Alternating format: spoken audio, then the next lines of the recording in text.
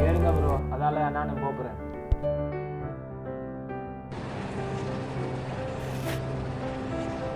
என்ன மெசேஜ் கேட்குறோ பார்ப்போம்.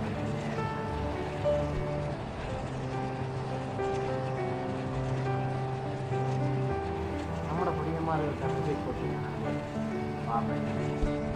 சைக்கிள் ஓட்டக்குள்ள போன பார்ப்பாங்க. அதை விடுங்க ப்ரோ, நான் நல்லா ஓடுவேன் சைக்கிள். என்னடா இது கவரேஜ் இல்லை.